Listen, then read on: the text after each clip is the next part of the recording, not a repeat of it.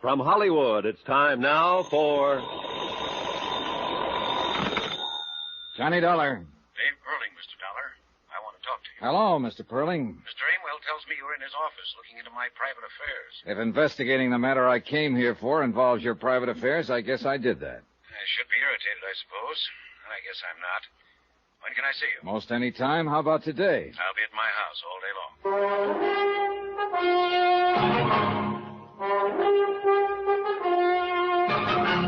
Tonight, and every weekday night, Bob Bailey in the transcribed adventures of the man with the action-packed expense account, America's fabulous freelance insurance investigator. Yours truly, Johnny Dollar.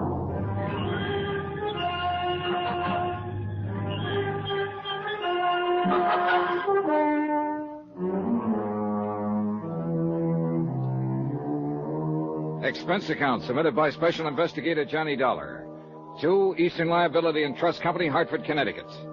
The following is an accounting of expenditures during my investigation of the Perling matter.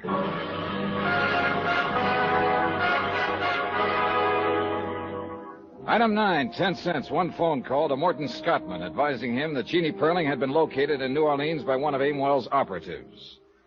Mr. Scottman thought that over for a while and then assumed it would be in the best interests of Eastern Liability to make certain this was the truth. I told Mr. Scottman I intended to do just that. Item 10, $5, cab fare from the New Weston Hotel to the home of David Perling. Hi. Come on in. The man who opened the door wasn't a servant. He wore a dark blue double-breasted suit. He smelled of cigars and bourbon, and private detectives stuck out all over him. He jammed a pudgy finger in the general direction of what later turned out to be the library, and I followed. The room we went into was empty, except for us. As far as I could see or hear, the rest of the house was empty, too. The man in the blue suit sat down on a leather sofa and pointed to a quart of bourbon that had just come out of a sack. You must be this Dollar guy, huh? Yeah. Mr. Perling will be along in a minute. He asked me to say hello to you. By the way, my name's Brad Copeland. I'm one of Niles' men. Niles Amwell? That's great. Where is Niles? He's with Mr. Perling. They'll be along. Sit down, relax. They said they thought it was about time for a little conference. What for? The girl's been found, hasn't she? Oh, sure. Now they got to figure some other things out. I'll bet. You don't believe much of this, do you? Nope. Well, then I'll put it this way. I'm the guy who found Jeannie Perling. How about it now? Okay. Look, I got put on this thing because an insurance company executive thought Perling might have had a false death report made on him to juggle some things in the stock market. Oh, that story in the papers about Perling dying, huh? Yeah, Perling paid to have that story printed, all right, but not for any stock market angles. He did it to try and scare up this daughter of his who scrammed away from home a year ago. Now, I found that hard to believe, even after I talked to Niles Amwell and he told me the agency had been hired to find the girl a year ago. I suppose you're one of the men who's been looking. Yeah, that's about it. No luck, either. Then yesterday morning comes a phone call. I don't know who it is, tells me where she's living, what name she's using in New Orleans. I scram down there by plane and check it out. It's all true. So I come back here, and here I am. Conference. You found her on a tip from somebody you don't know? Man or woman? Always a man's voice. Wonderful, ain't it, what happens sometimes? How does it look to you? Like a sealed freight car full of nothing. That's the girl down there in UO, all right. I managed that. I picked up her prints and checked them with what we had to go on. But what's what, I don't know. What's Amwell going to do now? That's why the conference. We see what we'll see. Relax. I tried to do that, but I didn't do very well. Copeland settled to his bourbon, and I picked up and laid down a half a dozen magazines, smoked 2 cigarettes, paced up and down. Finally, I heard a door open somewhere, and Niles Amwell and David Perling walked in the room. Then Amwell motioned Copeland to his feet, and both of them left the room without a word. David Perling and I were alone. How much do they pay you, Dollar? Oh, I'm paid well enough. What's that got to do with it? I was just curious, is all. You seem like a competent man. As a matter of fact, the most competent I've met, and that includes Mr. Amwell and Mr. Copeland. By the way, I just fired them. Really? I don't think I need them anymore now that I know where Jeannie is. Oh? You've had an extraordinary interest in my affairs lately. I'm willing to bet that you won't leave me alone until you're satisfied about my daughter. You'd be right. I want Jeannie to come home.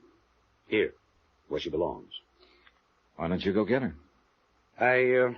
I think that might be difficult under the circumstances. I'm afraid she bears considerable rancor for myself and Mrs. Perling.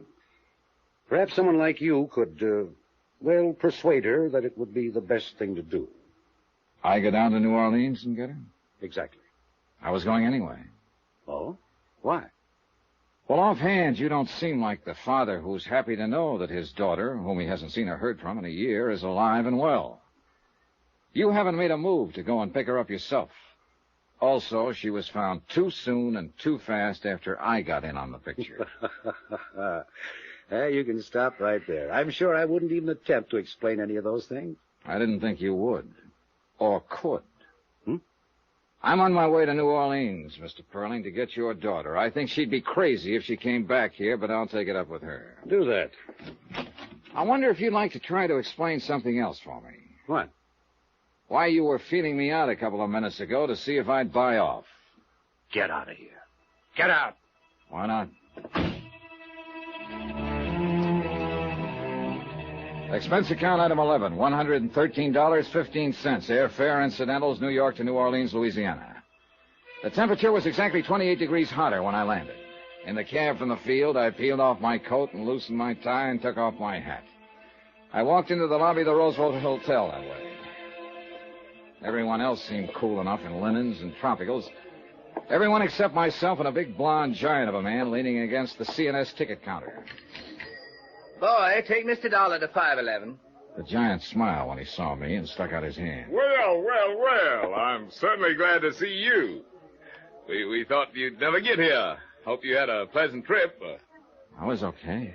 I know you're tired and hot and would like to wash up a little and refresh yourself, but the rest of the boys are headquartered in 810. They're mighty anxious to meet you.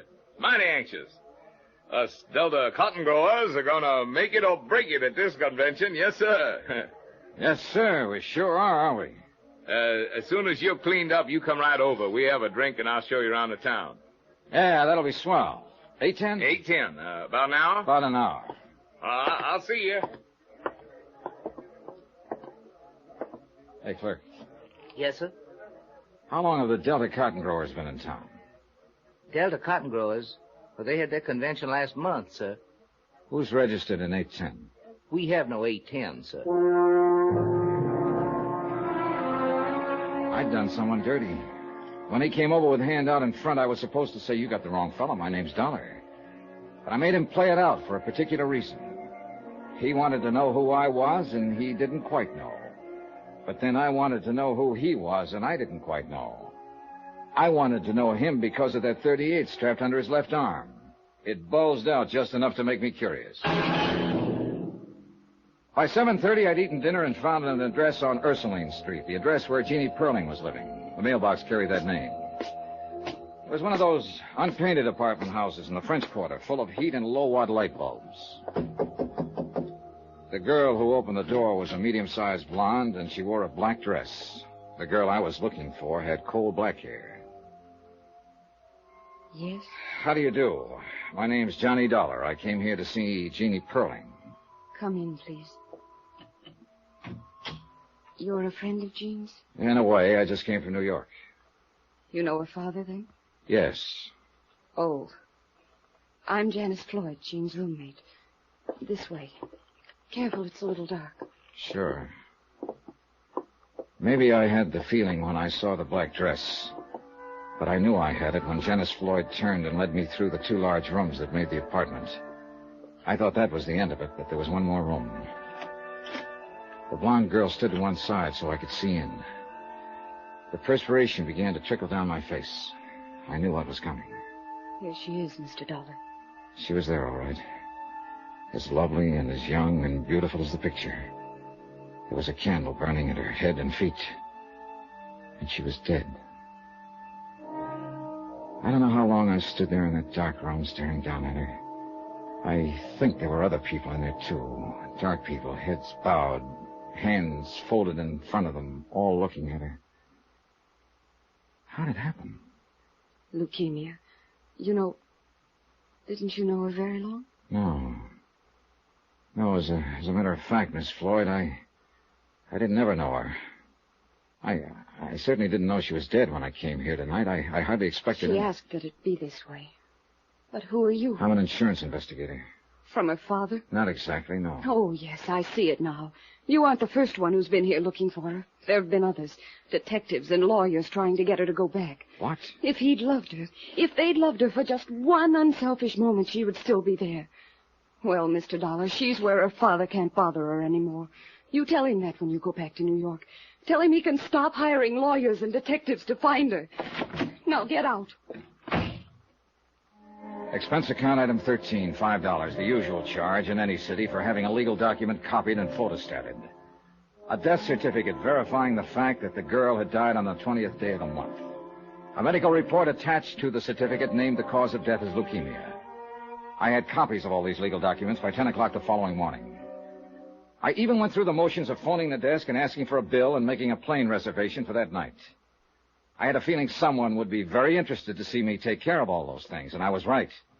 The big blonde man with the .38 happened to be in one corner of the lobby when I paid my bill.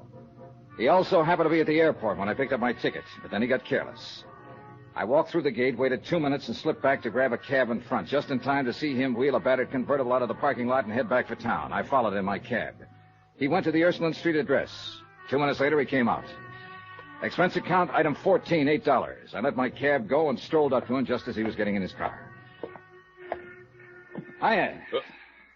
What? Look, we've been playing games long enough, don't you think? Well? Why don't you go back to New York and do what you have to do? Deliver this death certificate? I don't believe it. You saw her dead, didn't you? Still don't believe it. That's too bad, because that's the way it is. He got in his car, started it up, drove away. I stood there and watched him go. Money, I kept saying to myself. Money. There's money in it somewhere. Plain old money.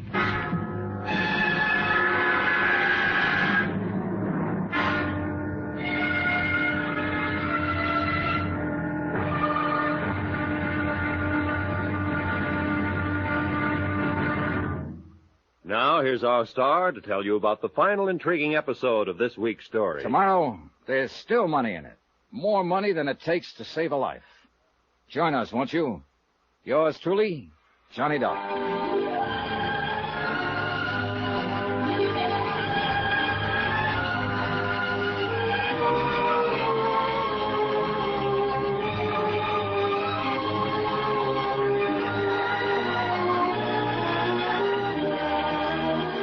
Yours truly, Johnny Dollar, starring Bob Bailey, is transcribed in Hollywood. Written by John Dawson, it is produced and directed by Jack Johnstone. Be sure to join us tomorrow night, same time and station, for the final episode of this week's story of Yours truly, Johnny Dollar. Roy Rowan speaking.